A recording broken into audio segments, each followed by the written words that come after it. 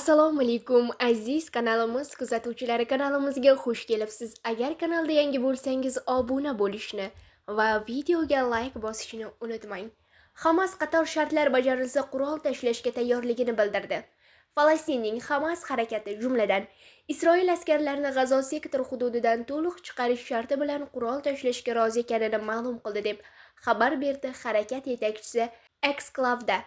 Yevroittifoq va AQSh terroristik tashkilot sifatida tan olingan Hamas harakati qator shartlar bajarilgan taqdirda, jumladan Isroil askarlarini G'azo sektori hududidan to'liq chiqarish sharti bilan qurol tashlashga rozi.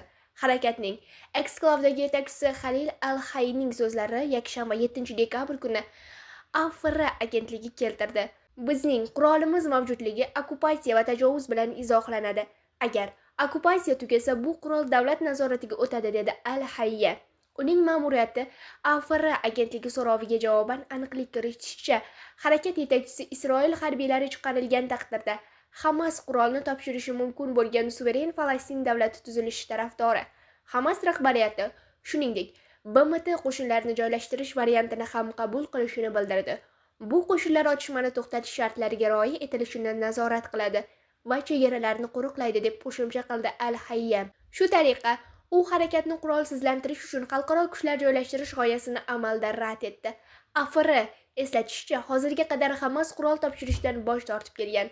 G'azo bo'yicha muzokaralar Germaniya kansleri Friedrich Merzning Isroilga tashrifi paytida muhokama qilingan mavzulardan biri bo'ldi.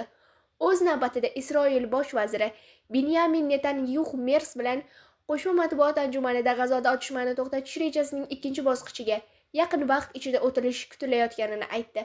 Biz yaqin orada AQSh prezidenti Donald Trampning G'azo bo'yicha tinchlik rejasining birinchi bosqichini yakunlaymiz, deyarli qisman maqsadga yetdik, deya ta'kidladi Netanyahu. Uning so'zlariga ko'ra, dekabr oyi oxirida ikkinchi bosqichni amalga oshirish qanday ta'minlash mumkinligi haqida juda muhim suhbatlar rejalashtirilmagan. Shu bilan birga Netanyahu mustaqil Falastin davlati tuzilishini rad etdi. Biz arab davlatlari bilan kengroq tinchlikka erishish yo'li mavjud deb hisoblaymiz. Shuningdek, falastinlik qo'shnilarimiz bilan barqaror tinchlikka yetishish yo'li ham bor. Lekin biz o'z ostonamizda faqat bizni yo'q qilishga bel bog'laydigan davlat tuzmaymiz, dedi u. Kelgusi qadamlar haqida gapirar ekan, Isroil bosh vaziri Hamasni qurolsizlantirish tinchlik yo'lidagi dastlabki shart ekanini ta'kidladi. Uning aytishicha, otishmani to'xtatish rejasining ikkinchi bosqichi birinchi bosqichga qaraganda ancha murakkab bo'ladi. Isroil bosh vaziri shuningdek, G'azo sektorida yana bir garovga olingan jasad qolganini eslatdi.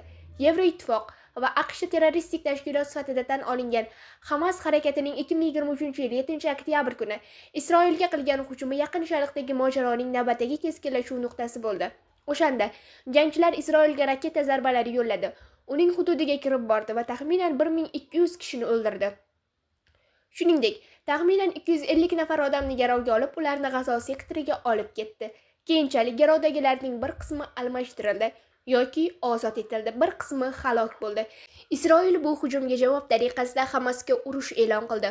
Qurolli amaliyot va G'azo sektoriga havodan berilgan zarbalar natijasida 70 mingdan ortiq falastinlik halok bo'lgan, ya'ni 169 mingdan ortiq kishi yaralangan.